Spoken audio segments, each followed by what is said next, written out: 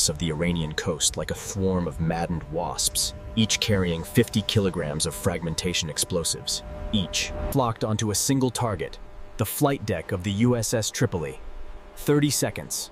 That was the margin between a fleet of 3.4 billion and 840,000 tons of steel sinking to the bottom of the Persian Gulf.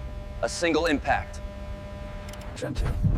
On the main fuel depot would trigger a chain reaction capable of vaporizing 300 million gallons of JP5. 2,200 Marines trapped inside the hull would have no chance of escape. But here is the detail that Iran didn't calculate. The USS Tripoli wasn't fleeing, it was waiting. Modern naval combat, the one who shoots first doesn't always win. The one who thinks fastest does. And tonight, the best on the planet wasn't human. It was the brain of the Aegis system, processed south. While the Iranian operators were still celebrating what they believed was the lethal strike of the century, the board was set. The trap set.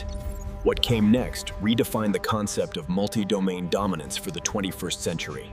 To understand why, the IRGC bet everything on this night. You have to understand the geopolitical board. The Strait of Hormuz is not just water. It is the jugular of the global economy. 20% of the world's oil transits through this 33-kilometer-wide corridor every day. Closing Hormuz for even 72 hours shoots crude oil prices up 40% and sends shockwaves from Tokyo to Frankfurt. The Iranian logic was brutal in its simplicity.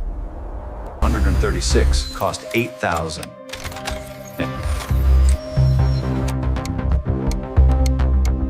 The U.S. Navy to spend $266 million to defend itself from an investment of barely $1 million. In the strategic calculus of Tehran, that was an economic victory even without sinking a single ship. The central weapon of this gamble was the Fateh, a hypersonic anti-ship missile with a range of 300 kilometers, capable of high-G maneuvers at Mach 5. Designed specifically to saturate and collapse the Aegis interception algorithms, combined with full-spectrum GPS jamming. The IRGC planners believed they had found the giant's blind spot. Their fatal mistake was confusing a tactical window with a strategic victory. In the gray zone between provocation and open war, the USS Tripoli was not just an amphibious assault ship. It was the perfect bait of a system of systems designed to track, map, and destroy exactly the type of attack that Iran was about to execute. The IRGC was not Hunting the Tripoli was hunting them. At 03:48 hours, the USS Tripoli's alarms reached. FCON red, USS Jack radar painted 120, coming into contact, 130, a wall all up. Thermal signatures advancing at 185 kilometers per hour from the Iranian coast. The combat officer had exactly 90 seconds to make. A decision that would determine if Marines made it home or became a statistic. The order arrived without hesitation. Weapons! Free! All stations! On the flight deck, 4 F-35Bs of the Marine Corps initiated takeoff in short takeoff mode, propelled by Rolls-Royce engines of 43,000 pounds of thrust, abandoning the deck in less than 150 meters. In the air, each fighter instantly became a node of the tactical network through the MADL, Multifunction Advanced Data Link, sharing targeting data in real time with every weapon of the battle group. This is not just a fighter, it's a flying brain connected to every trigger of the fleet. The Aegis radar of the F-35B swept 370 kilometers of airspace, piercing Iranian electronic countermeasures and assigning each drone a unique thermal signature on the tactical displays.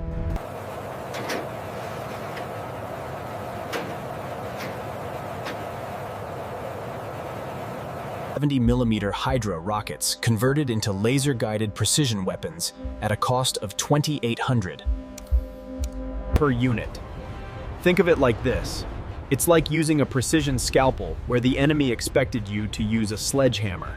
bursts of APKWS tore the sky in perfect trajectories. Down on the deck.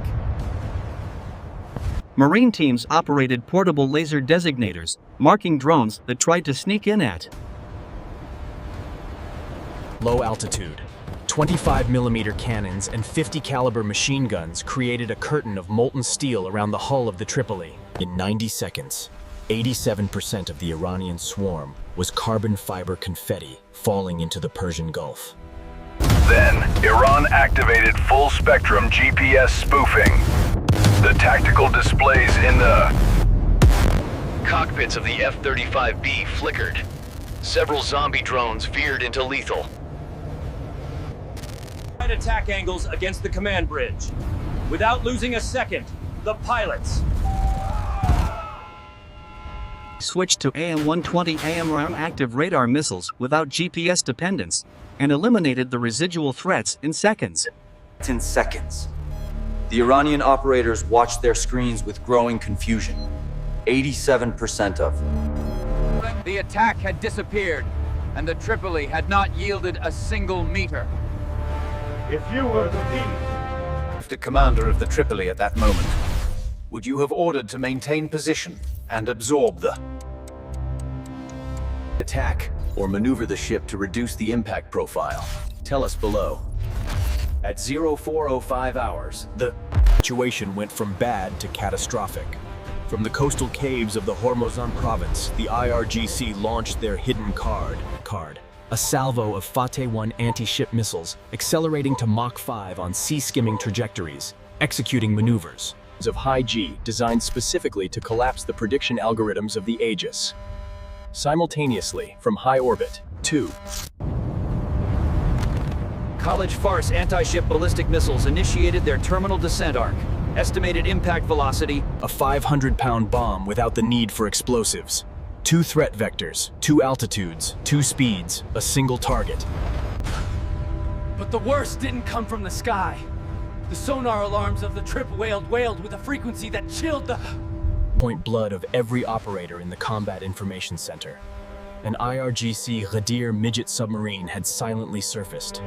Just 270 meters from the ship's stern. YT-53 torpedoes locked onto the propellers. Gallons of JP-5 fuel stored in the aft section would detonate in a chain reaction. 3 simultaneous threats, 47 seconds to resolve. Them all.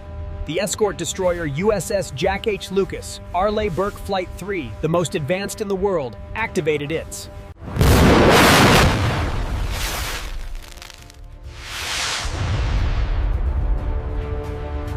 were fired in interception arcs calculated to the millimeter. One toward the sea-skimming Fateh 1s, another toward the College Farce. in terminal descent. The Aegis doesn't aim where the enemy missile is. It aims where it's going to be, like a quarterback throwing into empty space, knowing his receiver will already be there. Simultaneously, an MH-60R Seahawk helicopter hovering over. The Tripoli's deck received real-time targeting data from the F-35Bs on patrol, without waiting for manual confirmation. The pilot released an Mk-54 torpedo with 44 kilograms of shaped charge directed by active sonar.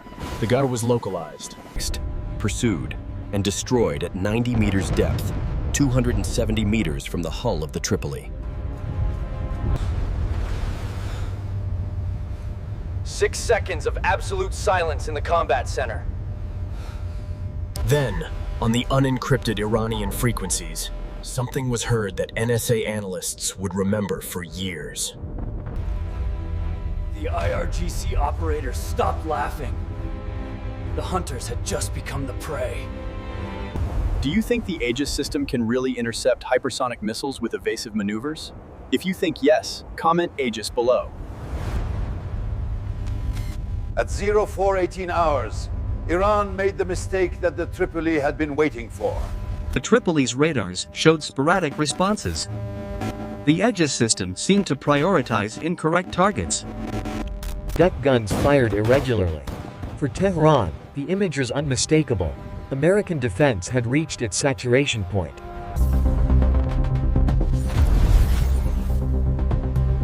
A digital mirage fabricated out of Tripoli's airmen. Every sign of confusion was scripted. Every erratic response was calculated to the microsecond to provoke exactly one reaction: that Iran would activate all its active sensors simultaneously to guarantee the final strike. and Tehran swallowed the bait completely. The IRGC ordered total activation. Coastal missile guidance radars, targeting systems of the fast boats, coordination frequencies. Of the second Ghadir submarine approaching from the north. At that moment, every Iranian emitter in a 200-kilometer radius became a beacon, shining in the electromagnetic spectrum, perfectly visible. For the ALQ-2118 receivers of the F-35Bs flying in silence at 12,000 meters altitude. In less than 8 seconds, the complete map of the Iranian coastal defense network was traced with surgical precision on the tactical displays of the battle group. At 0422 hours, Iran launched its final coordinated salvo, drones, missiles, and torpedoes simultaneously, believing the Tripoli was at its limit. It was their death sentence. The F-35Bs switched from radar to the EOTS, electro-optical targeting system, infrared targeting, ignoring completely the Iranian GPS jamming. The residual Fateh ones appeared as crisp thermal signatures in the darkness. The data flowed instantly to the Jack H Lucas, which launched a second salvo of SM-6s. The hypersonic threats disappeared from the sky in successive atmospheric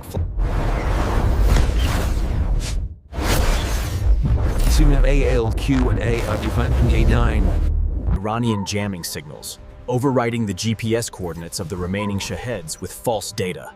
The drones suddenly, disoriented, interpreted the Iranian coastal launch bases as the USS Tripoli, turned 180 degrees, and launched themselves against their own creators. Along the coast of Hormuz, a chain of secondary explosions lit up the horizon, while the Iranian Shaheds methodically destroyed the very IRGC installations that had launched them minutes before. In Tehran! Ah!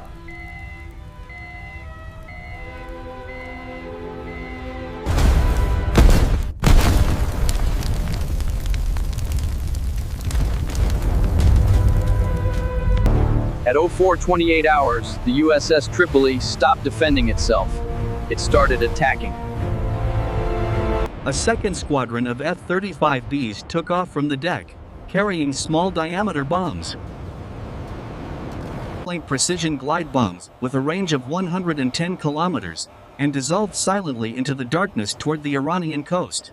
Without active radar, without detectable emissions, digital ghosts flying toward coordinates that the IRGC itself had handed over. When activating its sensors minutes before. In 4 minutes, every coastal air defense nest identified by the ALQ-218 ceased to exist.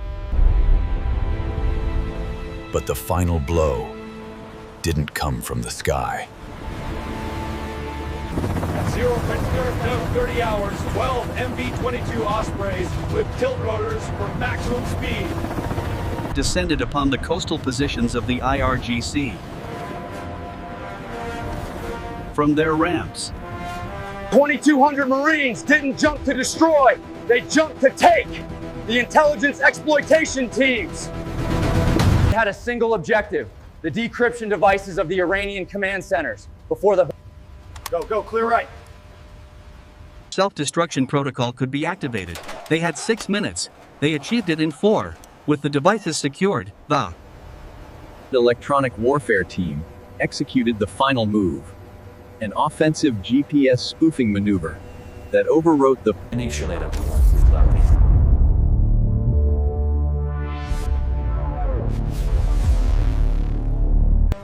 received new coordinates.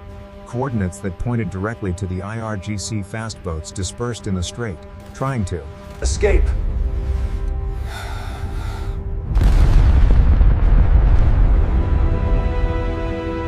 Watched the satellite feeds in silence. There was no Iranian counterattack, no point sign of a coordinated response. Only the empty sea. The fires on the coast, and an American battle group that had not yielded 1 meter from its original position. at 0437 hours. The Strait of Hormuz was once again open. The Tripoli maintained its position, its sensors active, its deck operational. The sensors are active. The board remains ready. The final balance was devastating for the IRGC.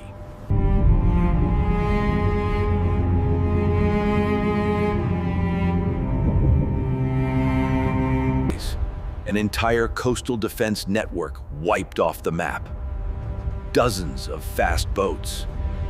Eliminated by their own ammunition. Total Iranian investment, approximately $1.2 million. Cost of the American response, $180 million. But the Tripoli still stood. 2,200 Marines were going home, and 840,000 daily barrels of oil continued to flow. Without interruption to Wall Street. Even a Wall Street trader would envy a return on investment of 30% like this. The strategic lesson is brutal in its clarity. In modern warfare, the fastest kill chain doesn't belong to the one with the most weapons. It belongs to the one with the better intelligence. Iran believed it was hunting a ship. In reality, it was being cataloged, mapped, and destroyed by a system of systems that converted each of its movements into usable information. The giant not only won, it set the trap, waited for the enemy to activate it, and closed it with surgical precision.